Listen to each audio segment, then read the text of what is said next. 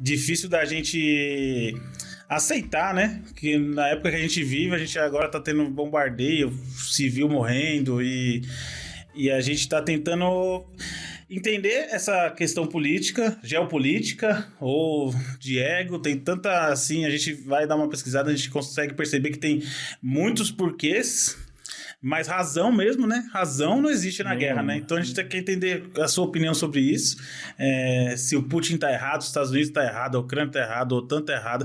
Todo mundo tá errado na guerra, né? Mas o que fez a começar essa guerra, né? Então, Valdir, a primeira questão que a gente tem que avaliar é o seguinte. Quando a gente fala de conflito geopolítico, a gente não pode ficar preso a mocinhos e vilões. Quando começa essa história de mocinhos e vilões, pode ter certeza, tem coisa por trás. Sim. A gente tem que entender que esse conflito não começa agora. A origem dele começa há 8 anos atrás, quando na Rússia você começou a ter manifestações populares que derrubou um governo que ele era pró-Oriente, ele era um aliado do governo russo. Então esse governo ele cai e aí tem uma ascensão de um líder chamado Poroshenko, que era um líder... como posso dizer assim, com viés populista, de extrema direita, e que junto com ele tem uma ascensão de grupos milicianos nazifascistas, que é a Azov, né? É um grupo chamado Azov, que ele começa a ter poderes durante esses anos, durante o governo de Poroshenko. Com isso, você começa a ter muita instabilidade. Você tem, em 2014, em Odessa, um ato criminoso, uma violência grande. Da mesma forma que a gente tá vendo... Você tá falando da invasão da Crimeia? Não, quando houve a invasão da Crimeia, você começa a ter manifestações populares para derrubada do governo que você tinha lá na Ucrânia, que era um governo aliado a Putin. Ele cai. E aí tem a ascensão em 2015 de Poroshenko. Mas a Crimeia, ela continua sendo um país independente, que o Putin está falando que ele não quer tomar a Rússia, que a Rússia faça parte que a Ucrânia faça parte da Rússia. Ele está invadindo por questões geopolíticas. A Crimeia está no mesmo caso, ela ainda tem um presidente, um governante, só que está sendo dominada pela Rússia, ou a Crimeia está tendendo a ser parte da Rússia, virar um estado russo. Então, hoje a Rússia utiliza o argumento de que a região de Donetsk e mais uma cidade estariam também buscando a independência. Né? Esses são os grupos independentes que o Putin Isso, que eles chamam de separatistas. Sim. Mas a gente sabe que isso nada mais é do que um pano de fundo do real problema, né? O real problema acontece o seguinte: desde esse momento, em 2014, a região ficou em conflito. Começa a ter uma série de instabilidades.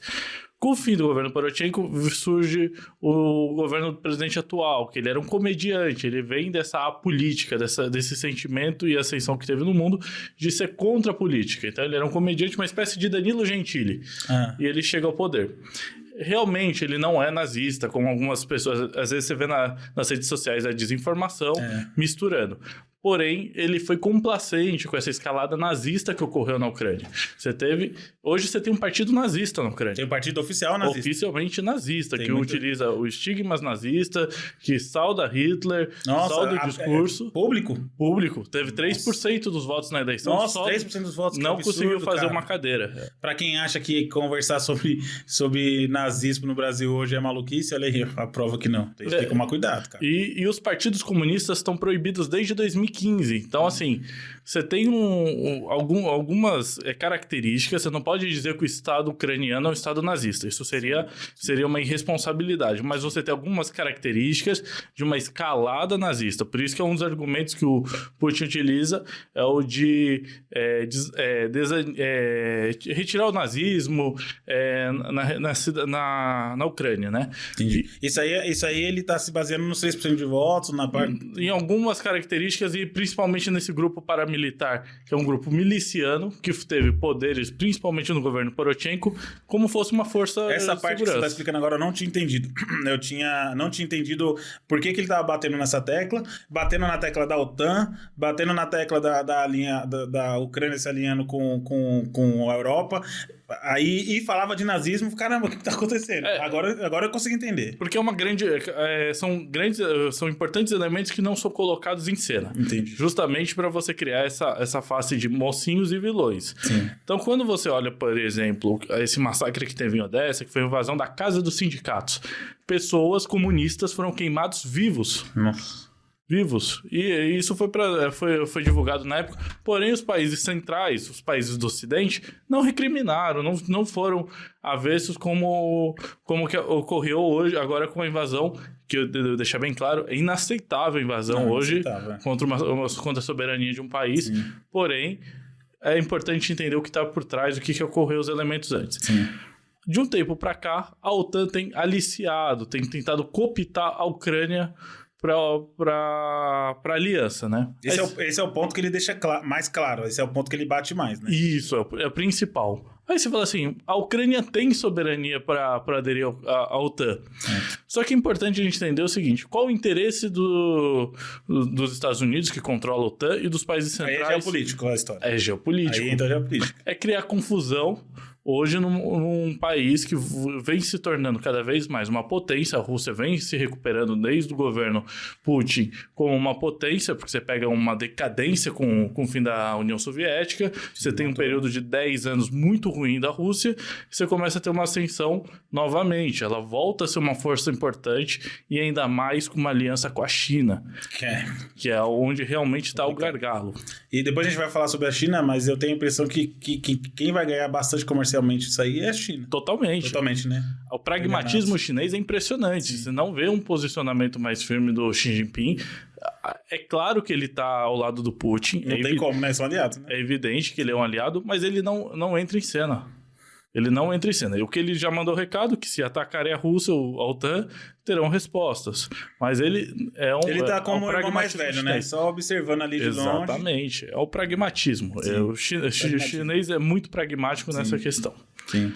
E aí você tem... Tanta coisa, cara. É muito difícil você... Por isso que eu vejo uns resumos. Você vê a galera tentando resumir. Não dá pra resumir. Não dá pra resumir. Não dá pra resumir isso. São questões muito... São situações e responsabilidades que foram feitas. Sim. Há uma clara... é evidente que, por exemplo, os Estados Unidos incentivou o conflito militar. Sim, claro, o cara que enxerga isso, né? Por questões muito práticas e muito simples. Biden vive uma baixa popularidade lá nos Estados Unidos. Com isso, Trump volta a se recuperar e Trump é pré-candidato à presidência dos Estados Unidos na próxima eleição, que é 2024. Essa guerra aí vai influenciar muito nessa eleição. Exatamente. Se a guerra, sempre quando você cria um sentimento de guerra, você cria um sentimento de unidade, de união. Os maiores pontos da porcentagem de aceitação do Putin foi em guerras, né? Foi em guerras. Isso também pode dar alguma... Porque eu lembro que na Crimeia, mais de 80% da população estava apoiando o Putin. Aí começa a dar uma caída, você começa uma guerra para mostrar o poder que você tem. Sim. Inegável o poder da Rússia. Nos últimos anos, você teve, inclusive, uma crise econômica na Rússia. Você teve uma queda do crescimento vertiginoso que estava tendo na Rússia, o desenvolvimento. Até natural, né? Porque a coisa do jeito que estava andando, igual a China, né? E aí ele dá uma travada, né? Ele dá uma...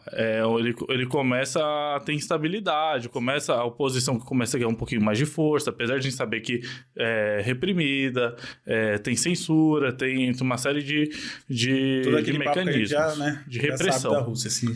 Só que o que acontece? Você pega, por exemplo, o Biden, ele tá com essa baixa popularidade. Sim. Os maiores financiadores de campanha dos Estados Unidos são a indústria bélica. Então você tem aqui a questão de fortalecer seus principais financiadores e o sentimento ufanista, o sentimento de união em torno dos Estados Unidos. É muito o que o Trump trabalhava, né? América para os americanos. É muito isso que acaba gerando.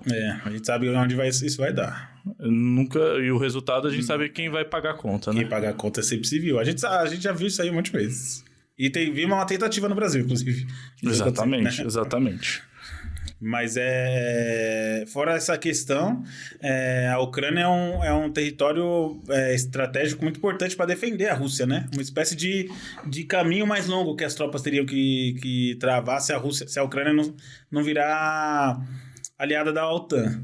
Então, para entender, se a Ucrânia virar aliada da OTAN, todos os países da OTAN, e a gente coloca os Estados Unidos como a potência bélica mais importante nesse caso, vai poder colocar mísseis na Ucrânia, por exemplo. Isso é uma verdade. Basicamente, você está dizendo o seguinte: o quintal da Rússia vira território inimigo. Isso. E a gente sabe que numa guerra política, comercial, o poder disso é muito grande. Muito grande. A Rússia venceu 2 guerras usando esse tipo de artifício, né, a favor, né? Então, é algo parecido com que, se a gente lembrar da crise dos mísseis em Cuba, é algo parecido. Você começa a ter inimigos infiltrados no seu quintal.